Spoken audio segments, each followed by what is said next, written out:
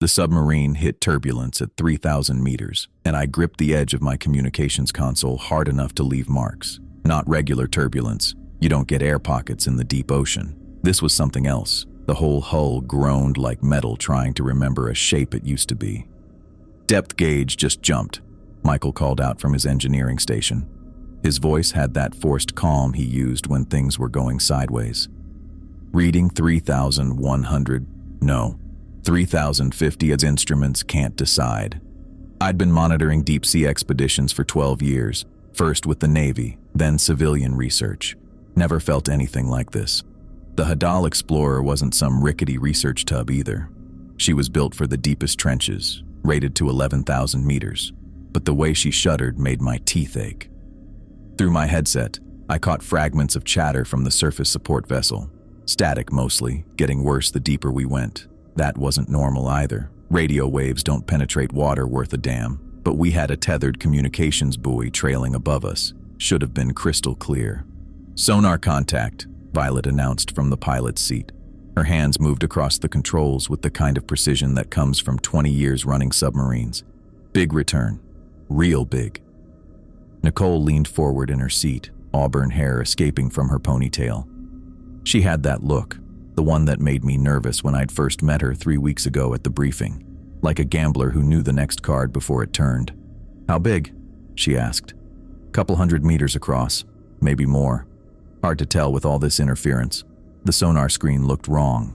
I'd stared at enough of them to know what seafloor geography should look like. Irregular, chaotic, shaped by millions of years of pressure and sediment. This thing was geometric, clean lines, right angles, the kind of shapes nature doesn't make. "That's not possible," Roman said from his station. The geologist had his face pressed close to his monitor, thick beard catching the green glow. "Nothing stays that regular down here. The pressure alone would..." "Would what?" Nicole cut him off. "Deform metal, crack concrete. What if it's neither?" She turned to face us, and I saw something in her expression I'd been trying to place since we'd left port. Not excitement exactly, more like vindication. Like someone who'd been called crazy finally getting to say, "I told you so." "We're here because the previous expedition found something," she said. "Dr. Colin Crane's team detected massive electromagnetic anomalies 6 months ago. Same coordinates, same depth." My hands went still on my keyboard. I'd done my homework before signing on, always did. The expedition records said Crane's team lost communications due to equipment failure, said they'd surfaced safely at secondary coordinates. But now Nicole was talking like, "They never came back," I said. Wasn't a question. She met my eyes. "No, they didn't." The submarine shuddered again. This time I felt it in my bones, a vibration that started low and climbed until my back teeth hurt. My radio equipment lit up like a Christmas tree, channels opening and closing on their own, frequency indicators spinning wild. "EM levels are off the charts," I reported, trying to make sense of the readings. "Whatever's down there, it's putting out more electromagnetic radiation than a small power plant." "That's what killed their communications," Nicole said. "Crane managed one last transmission, audio only. He said they'd found something that would change everything we know about human history." Michael let out a nervous laugh. "Great sales pitch.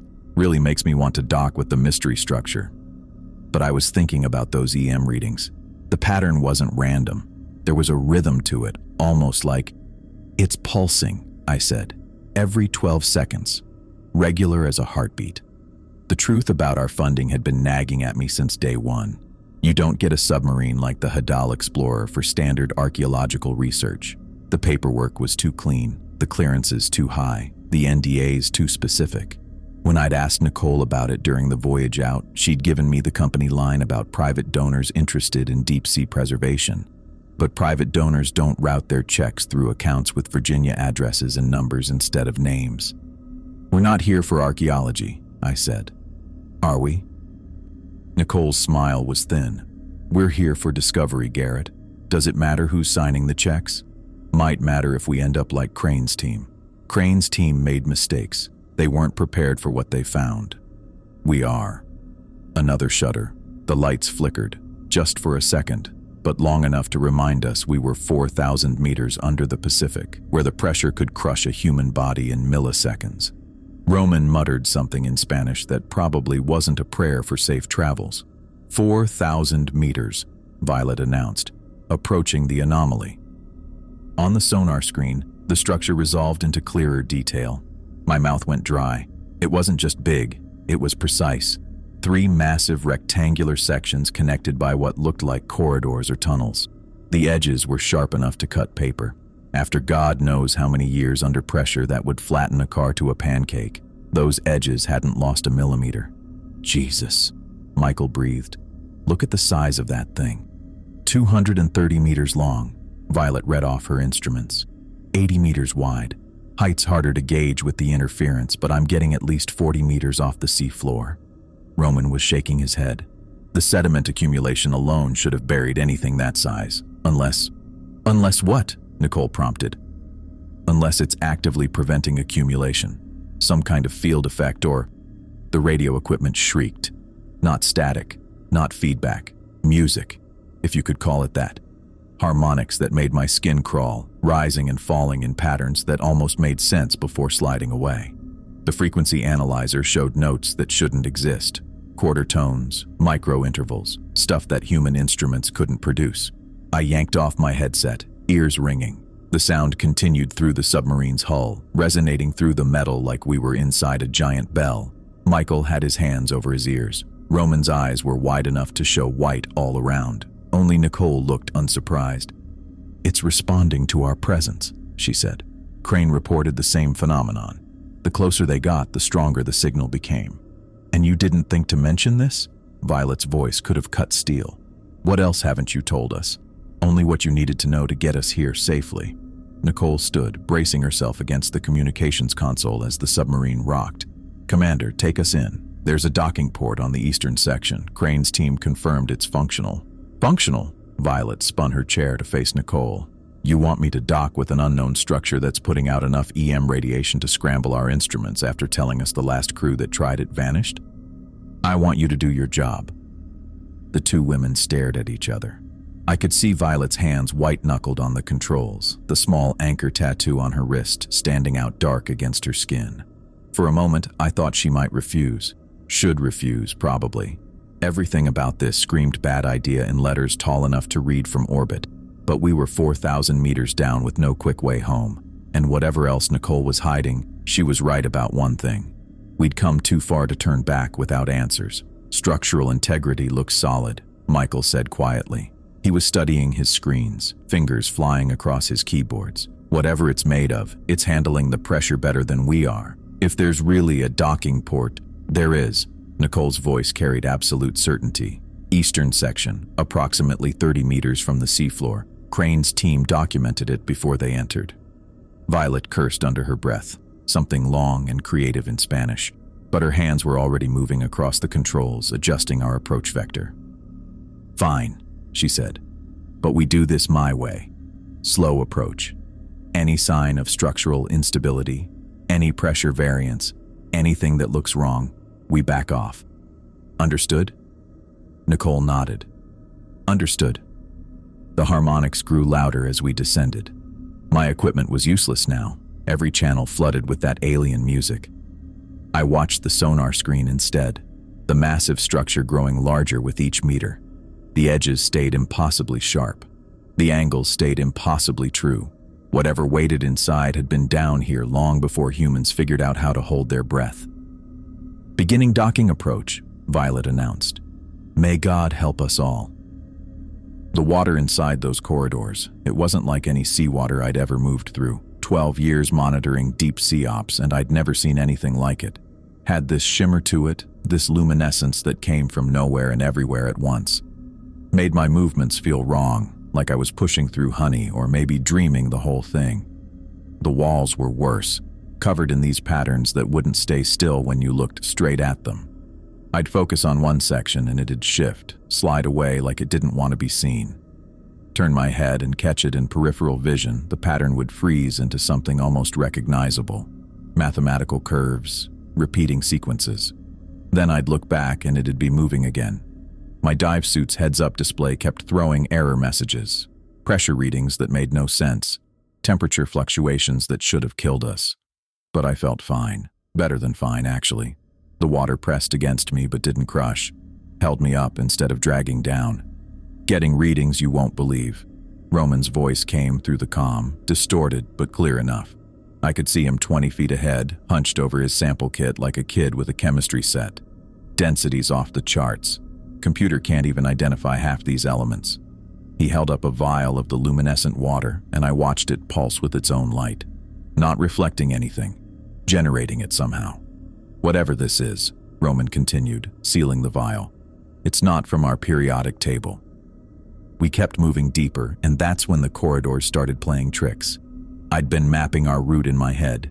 Standard procedure when your equipment goes haywire. Left turn, straight 30 meters, right turn. Should have put us back near the docking port. Instead, we found ourselves in a passage I'd never seen before. The walls here curved in ways that hurt to think about. Not just rounded, bent through dimensions that shouldn't exist in a structure this size. I'd look down a corridor and see it stretching maybe 50 meters. Take 10 steps forward and suddenly I'd covered the whole distance, standing at an intersection that hadn't been visible before. Anyone else feeling this? Michael's voice had that edge people get when they're trying not to panic. My depth gauge says we've descended 200 meters, but we've been moving horizontal. He was right. We hadn't gone down any slopes, hadn't felt any pressure changes. But according to our instruments, we were deeper than the seafloor should allow. The structure had maybe 40 meters of height from the outside. We'd descended 200. I pressed my gloved hand against the wall, felt it pulse under my touch.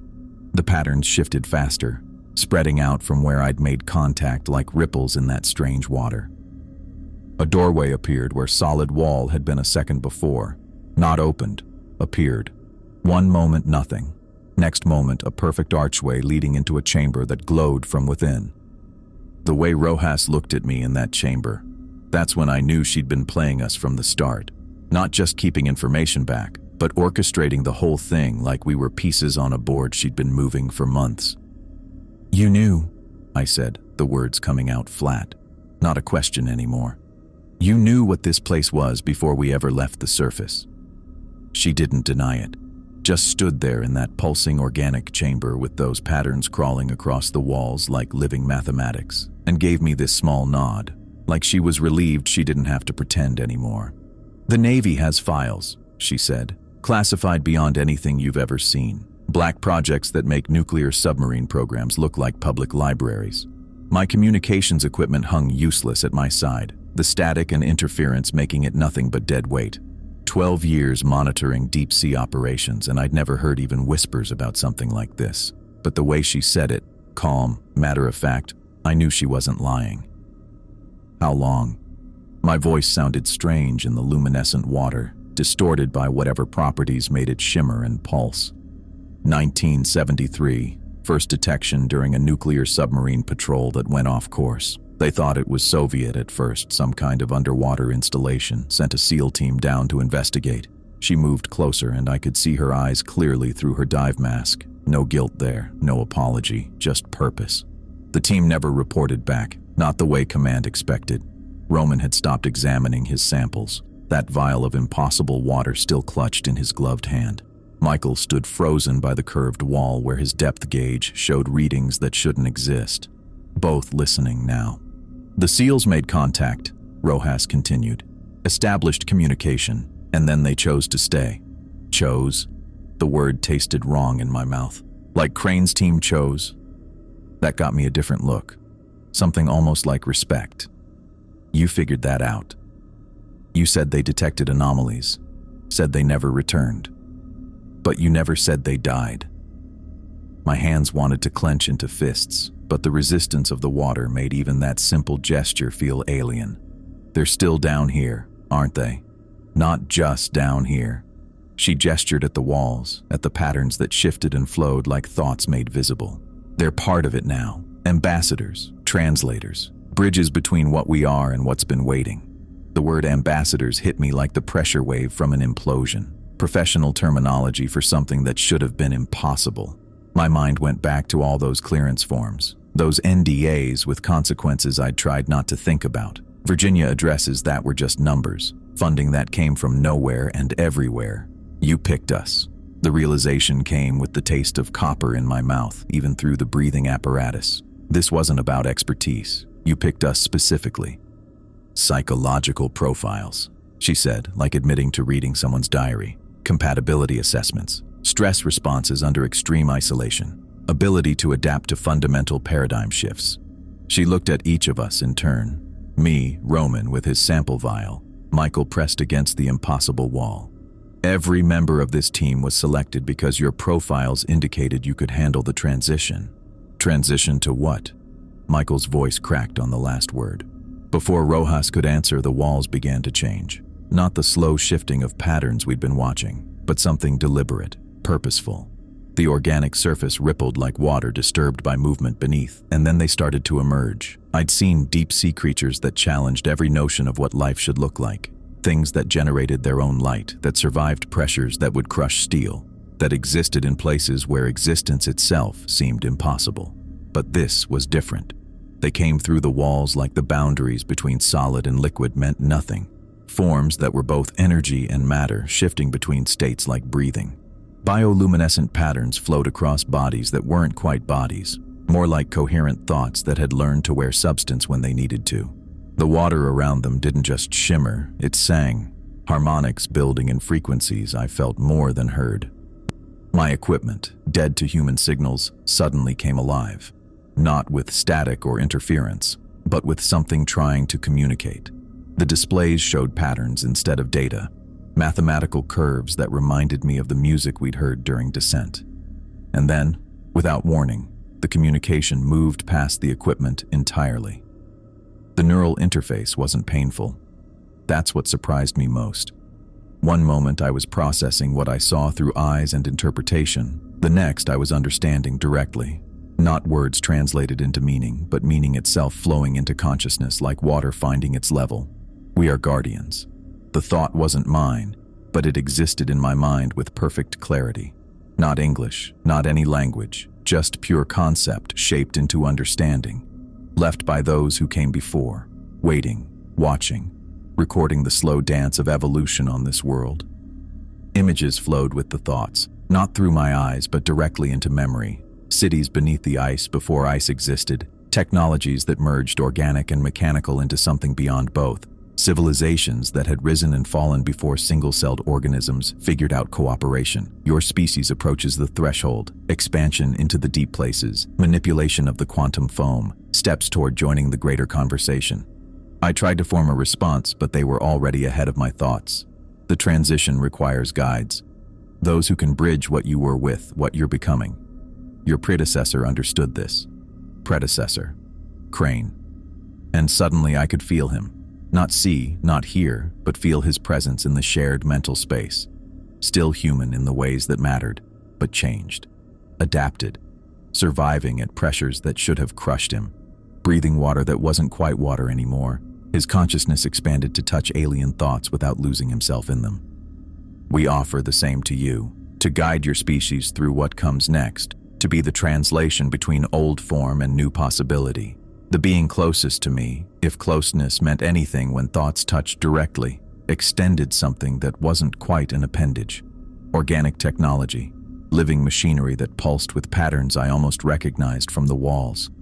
An offer made physical.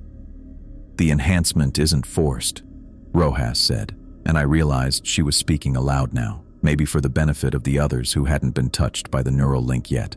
It's a choice. Crane chose it. His team chose it. The Navy personnel before them chose it. Enhancement, Roman repeated, his scientific mind catching on the term. You mean biological modification.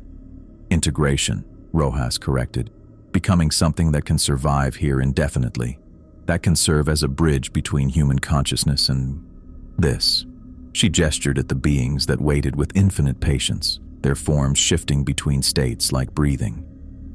I watched her face change as she spoke. Not doubt. Nicole Rojas had never doubted anything in her life. But something like hunger. Like she'd been waiting for this moment since she'd first read those classified files. I'll go first, she said. Nicole, Michael started, but she was already moving. She reached out to the offered appendage, pulling off her dive glove with her other hand. The moment of contact was electric. Literally. Bioluminescent patterns flared across her exposed skin, racing up her arm like living circuitry. The organic technology didn't just touch her, it merged, translucent tendrils wrapping around her limb with movements too purposeful to be anything but intelligent. Her breathing changed first. The mechanical rhythm of the rebreather gave way to something else as the tendrils reached her chest, her throat.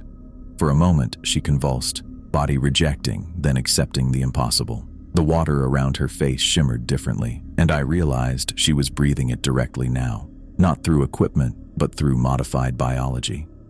The transformation spread like ink in water. Her skin developed a translucent quality, subcutaneous patterns matching the ones on the walls. Her eyes, when they opened, held depths that hadn't been there before, still brown, still human, but carrying reflections of the vast darkness outside these walls.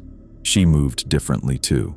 The water that had resisted our every motion now seemed to welcome her, parting like it recognized her as belonging. When she spoke, her voice carried harmonics that resonated through the liquid medium. "It doesn't hurt," she said, and she was still Nicole Rojas, still the expedition leader who'd orchestrated all of this. But now she was something more too, something that could exist in places humans were never meant to go. The being that had transformed her withdrew, but the connection remained. I could feel it through the neural link. Rojas was part of their network now. Her consciousness expanded to touch thoughts that spanned millennia.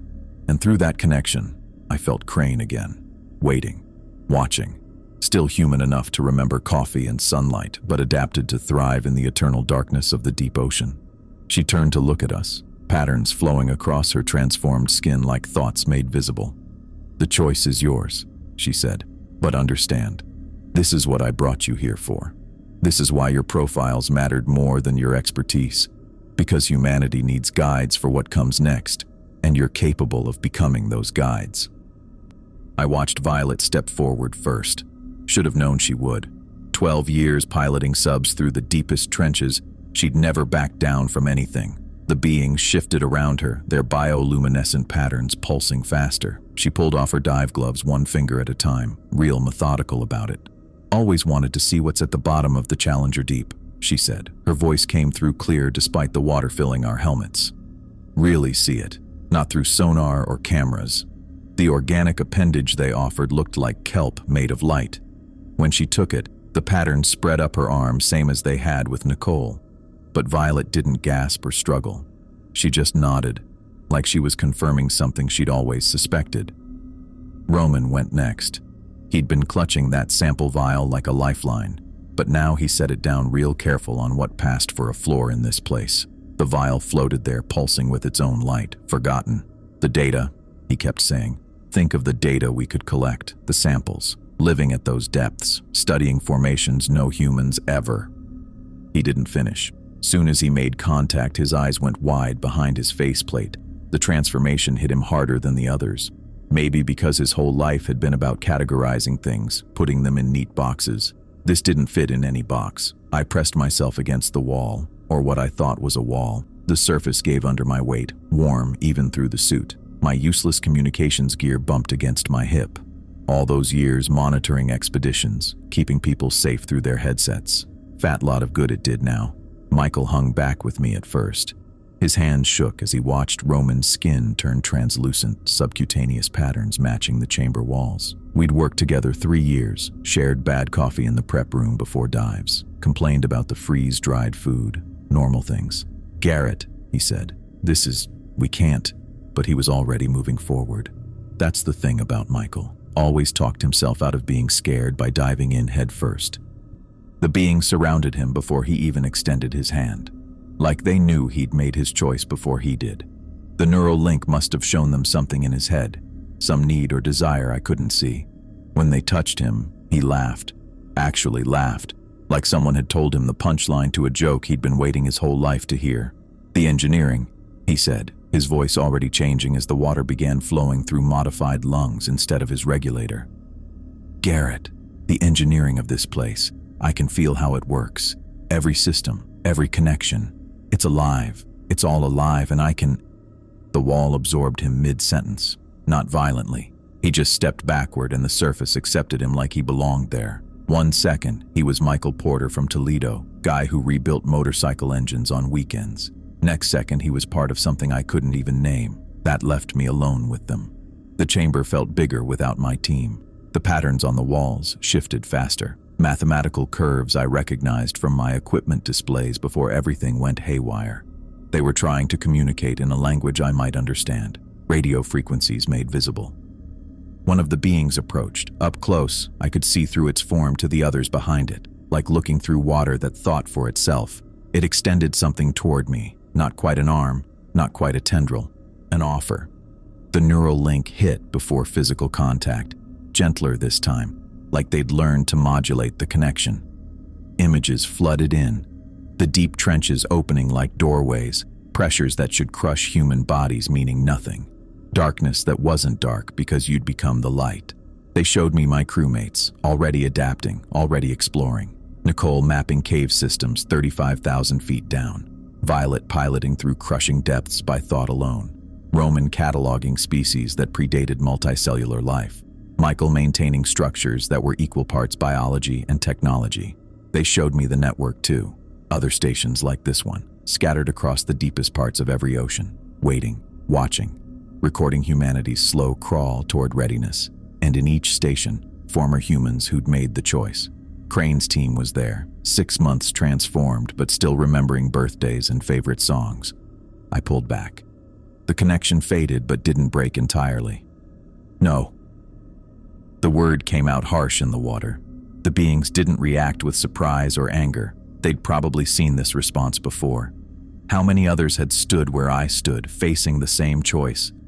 They showed me the alternative, returning to the surface, filing reports, living with the knowledge, never diving again because every descent would remind me what waited below, never speaking the truth because who'd believe it, watching the news for signs, knowing they were down here, knowing humanity stumbled toward a threshold we didn't even know existed, but also sunlight, coffee that wasn't freeze-dried, my sister's kids running around at Thanksgiving, stupid things. Human things. I need to disable something first, I said. They understood. Of course they did. The neural link went both ways. They saw my intention. Protect humanity from itself a little longer. Keep the knowledge contained. Buy time for a species that thought it was ready for anything but wasn't ready for this. The primary communication array was 3 chambers back, through passages that folded space in ways that hurt to think about. But the beings guided me. Walls opening where I needed them to. The array itself looked organic, grown rather than built. Fibrous cables that pulsed with bioluminescent signals, connecting this station to all the others. I still had my dive knife, primitive tool, but it worked. 3 cuts in the right places and the signals died. The network could repair it eventually, but not before I surfaced. Not before I filed reports that would bury this place under so much bureaucracy and misdirection that nobody would come looking for decades. The beings watched me work. No judgment in their shifting forms. Maybe they understood the necessity of fear, the wisdom in not being ready. Or maybe they just had patience measured in geological time. When I finished, they guided me to the emergency pod. It sat in a chamber I hadn't seen before, perfectly maintained despite its age. The Navy logo on its side had faded but remained visible. How many solo trips to the surface had this thing made? I climbed in, sealed the hatch. The controls were simple, mechanical. No computers to glitch, no complex systems to fail, just ballast release and prayer. The beings gathered around the pod as I prepared to launch. Through the small porthole, I saw my crewmates one last time. They'd returned, curious about my choice maybe, or saying goodbye. They looked human still. From a distance, only the eyes gave it away. Too deep, seeing in spectrums I couldn't imagine. Nicole pressed a transformed hand against the porthole. Her lips moved. No sound reached me, but I could read the words. When you're ready. I pulled the ballast release. The ascent took 4 hours.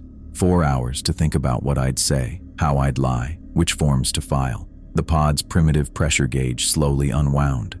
3,000 meters, 2,000. 1,000. Natural light began filtering through the porthole. Actual sunlight, not bioluminescence. It looked alien after the depths. I broke the surface at dawn. The emergency beacon activated automatically, and within an hour, a Coast Guard cutter had found me. They asked about my crew. I told them about the hull breach, how it happened so fast, how I barely made it to the pod. I sold it with the right amount of shock, the right catch in my voice. 12 years of monitoring emergencies taught me how survivors sound. The debriefs took weeks. Navy brass, corporate representatives, insurance investigators. I stuck to the story. Equipment failure cascade, pressure hull compromise, catastrophic flooding. No bodies to recover at that depth. Happens sometimes in deep ocean work. Tragic but not unprecedented. They believed me because the alternative was impossible. It's been 6 months now. I work a desk monitoring shallow water surveys off the California coast. Nothing deeper than 500 meters. I tell people it's because of the trauma, losing my team like that. They nod sympathetically and don't push.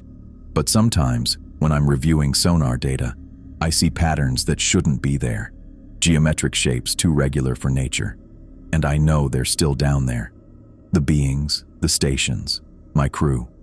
Waiting, watching, recording humanity's slow progress towards something we can't imagine yet. I carry that knowledge every single day. The weight of it. Earth's oceans hide an ancient network of watchers, and 4 people I called friends now serve as humanity's unwitting ambassadors. They're not human anymore, not fully. But they remember being human, and maybe that's what the watchers needed. Translators who could bridge the gap between what we are and what we might become. Some nights I dream about the depths, about water that glows with its own light and walls that breathe. I wake up gasping, checking my hands to make sure they're still solid flesh instead of something more adaptable. The choice stands before me every time I close my eyes. Go back down and join them, or keep carrying this secret until someone else stumbles across what waits below.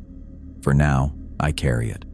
But I know, deep in my bones I know, humanity will return to those depths when we're ready, when we've grown enough to face what waits there without losing ourselves completely. Or maybe losing ourselves is the point. Maybe that's the next step. I don't have answers. Just the burden of questions too big for one person to hold.